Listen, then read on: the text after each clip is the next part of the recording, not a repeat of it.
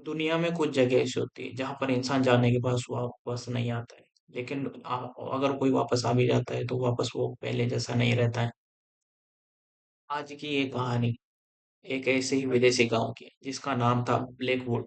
एक ऐसा गांव जहां सूरज डूबने के बाद दरवाजे नहीं खुलते और अगर कोई दरवाजा जहाँ आवाज आए तो जवाब देना मत मौत को बुलाने जैसा होता है।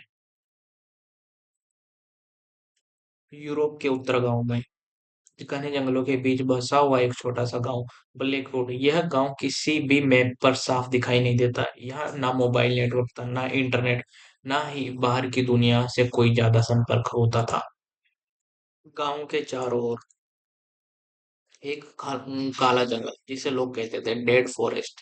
कहा जाता था कि इस जंगल में गया वो या तो वापस नहीं आया, या अगर अगर आया तो बोलने लायक नहीं बचा।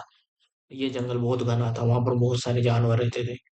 इस कहानी की शुरुआत में चार दोस्त, एलेक्स ट्रेवलर ब्लॉगर था, और मारिया डॉक्यूमेंट्री फिल्म मेकर थी, और लुका फोटोग्राफर, और सोफिया हिस्ट्री रिसर्चर, ये चारों लोग हॉन्टेड पैलेस ऑफ यूरोप पर वीडियो बना रहे थे। एक पुराने आइकोग में उनके ब्लैकवुड का जिक्र हुआ। सोफिया ब्लैकवुड के बारे में लिखा कि यह यहाँ 1890 में पूरा गांव एक ही रात में गायब हो गया। बाकी तीन बड़े हंस पड़े, तीनों के तीनों दोस्त। उन्हें क्या पता था उनकी हंसी आखिरी नॉर्मल नहीं होगी। गांव की पहली रात शाम होते होते उनकी कार ब्लैकवुड पहुंच गई थी। गांव बिल्कुल शांत, बहुत ज्यादा शांत। लकड़ी के घर, धुंध से ढकी गलियां, और हर खिड़की पर लगे काले पर्दे। एक बूढ़ा आदमी उन्हें सराया तक ले गया। उन्हें वो उसने सिर्फ एक ही बात कही, सूरज ढलने के बाद किसी की आवाज पर जवाब मत देना। पहली डरावनी घटना उनके साथ क्या घटी, मैं आपको ये बताता हूँ। रात के ठीक 12 बजे मारिया अपना कमरा सेट कर रही थी, तभी ठक ठक ठक दरवाजे पर दस्तक हुई। फिर एक और आवाज। मारिया आवाज बिल्कुल उसकी जैसी थी। लुका कांपता हुआ बोला, यह तो तुम्हारी आवाज है। बूढ़े की चेतावनी सबको याद आ गई।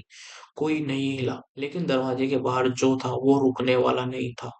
सोफिया रूम वॉशरूम गई।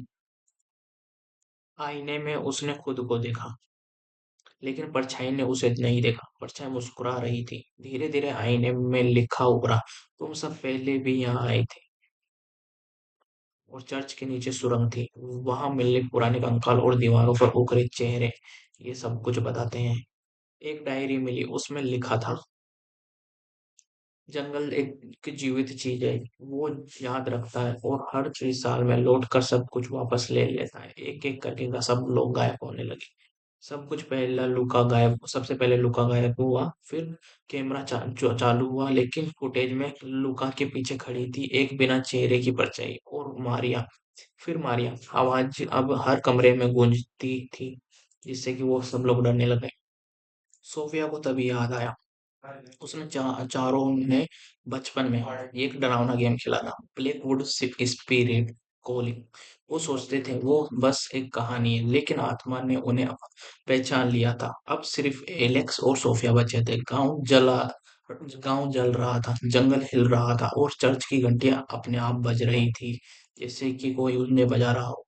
सोफिया तभी बोली, ये गांव नहीं चाहता कि हम यहाँ से जाएं, ये चाहता है कि हम यहाँ यहीं रहे। सुबह एक पुलिस टीम आई, गांव पूरी तरह खाली था। सिर्फ एक कैमरा मिला। कैमरे की आखिरी रिकॉर्डिंग में एलेक्स कैमरे की तरफ देखा और कहता है, अगर आप ये वीडियो देख रहे हैं तो तभी।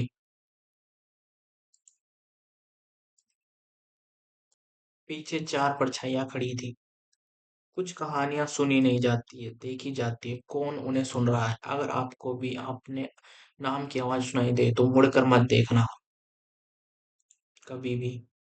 कहा जाता है कि कुछ जगह जमीन पर नहीं, यादों में बसी होती है, और जब कोई उन यादों को उदेरता है तो वो जगह जाग जाती है। आज की कहानी एक ऐसे ही विदेशी गांव की है जहां लोग जान से नहीं रह बच पाते हैं, बिल्कुल लौटते नहीं है। इस कहानी को सुनते वक्त अगर कभी आपको पीछे आपको कोई नाम पुकारता हुआ सुनाई दे तो पलट कर कभी भी मत देखना।